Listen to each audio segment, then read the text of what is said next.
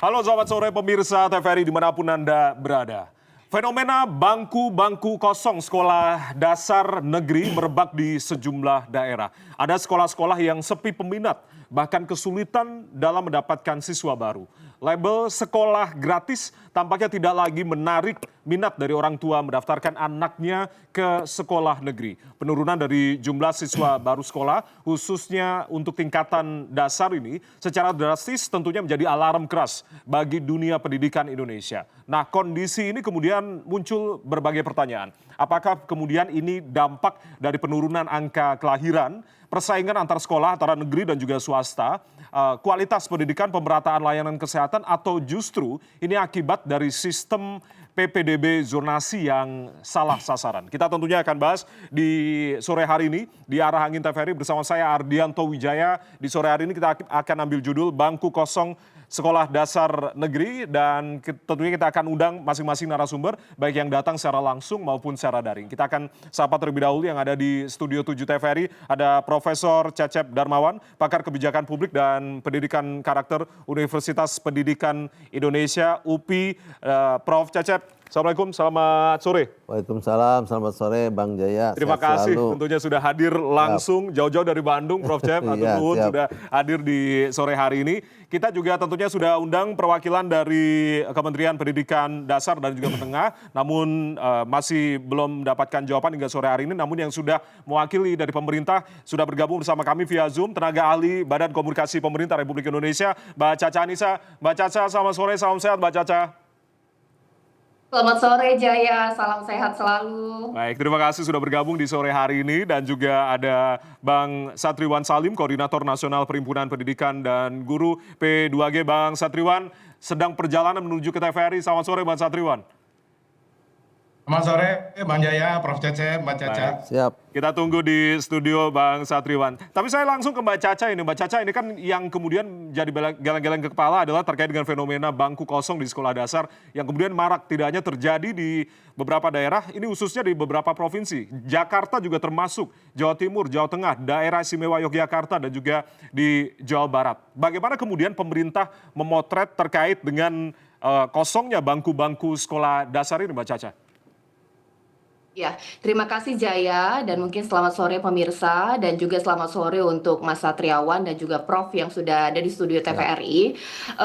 Baru beberapa hari yang lalu, Badan Komunikasi Pemerintah itu rapat bersama dengan Kemdikbudrismen. Kita membahas mengenai strategi komunikasi untuk sekolah nasional terintegrasi. Dan isu itu juga sedang kami perbincangkan, dan kami cari cara solusinya untuk menangani. Ya, betul sekali, pemerintah paham betul apa yang terjadi saat ini. Banyak sekolah-sekolah yang dikatakan muridnya sedikit, di bawah 100, bahkan 60, bahkan ada yang 61 sekolah. Itu artinya sekolah satu kelas itu bisa sampai 5 atau 10, bahkan katanya ada yang 2 ya.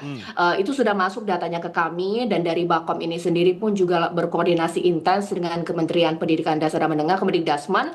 Dan informasi yang bisa saya sampaikan kepada pemirsa bahwa segera akan diadakan pertemuan untuk mengatasi hal ini. Dari Kemdikbudrismen, Pak Abdul Muti nanti akan bertemu dengan Mendagri untuk membahas langkah apa yang akan dilakukan oleh pemerintah daerah untuk mengatasi ini. Karena kalau kita lihat dari apa akar masalahnya Jaya dan juga pemirsa, sebenarnya ini multidimensi. Pemerintah tidak dalam kapasitas menyalahkan sekolah swasta sebagai saingan sehingga kalah pamor dengan sekolah negeri, tidak. Itu justru masukan kepada kami, sekolah negeri itu harus ditingkatkan kapasitasnya. Tapi memang ada yang berubah dengan preferensi orang tua untuk menyekolahkan anak. Yang ternyata ada beberapa sekolah itu lebih memilih untuk menyekolahkan sekolah berbasis agama dan juga karakter tadi, sekolah madrasah contohnya.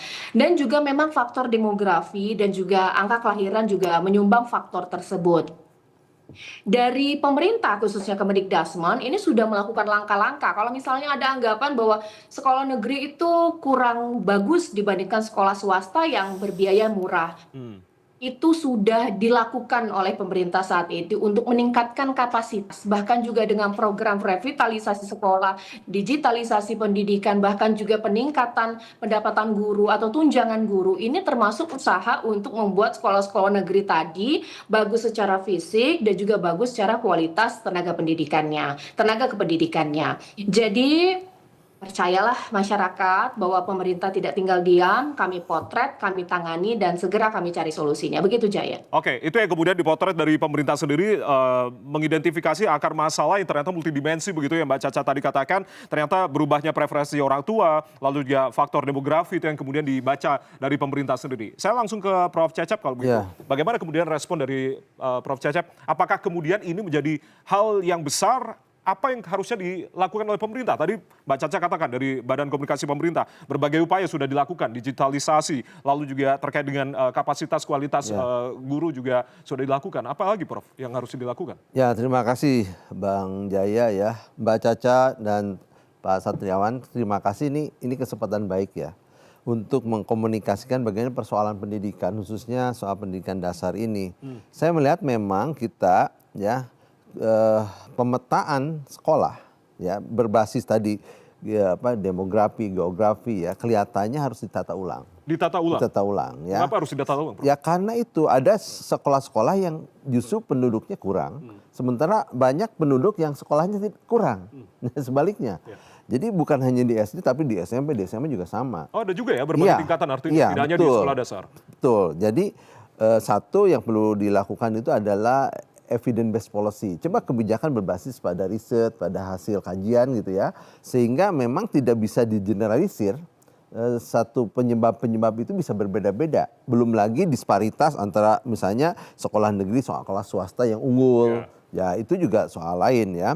Tetapi hemat saya pemetaan itu penting secara nasional. Makanya isu guru itu ditarik ke pusat itu menarik tuh ya. Guru ditarik ke pusat supaya pemetaannya juga mudah. Itu menarik untuk dikaji. Tetapi dalam konteks SD ini, ya bisa jadi tadi persoalan oleh Mbak Caca disebutkan ya.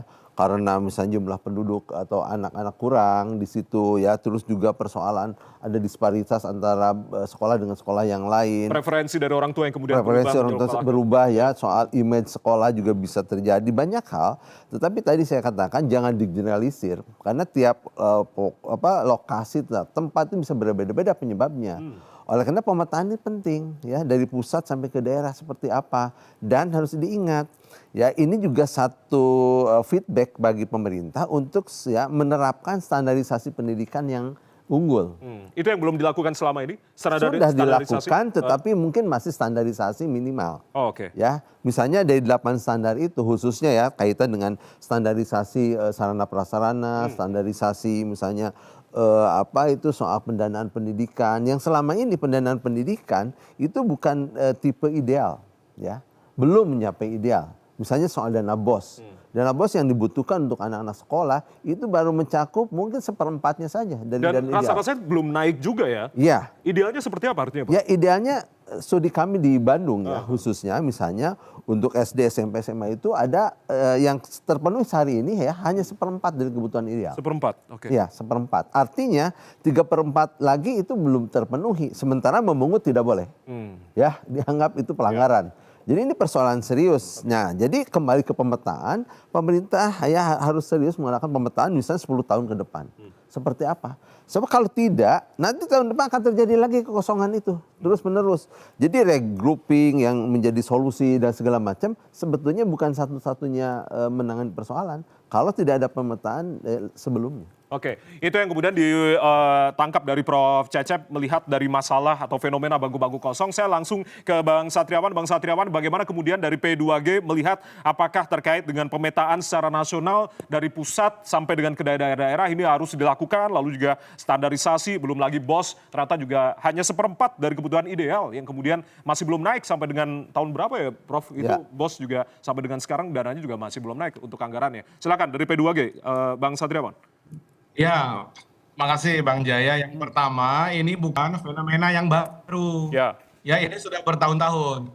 Dalam catatan kami di P2G, setidaknya sejak tahun 2021-2022 itu sudah mulai bermunculan ya sekolah-sekolah khususnya SD yang mengalami kekurangan murid, bahkan tidak ada pendaftar ya di SD-SD negeri itu. Misalnya di Kabupaten Semarang itu bahkan ya di tahun 2022, 2023 itu lebih dari 90 ya kan SD negeri yang kekurangan murid. Oke. Bahkan guru-gurunya itu kemudian punya tugas tambahan ya kan dari Dinas Pendidikan, yaitu mencari-cari murid ke rumah-rumah ya, door to door gitu, dari pintu ke pintu.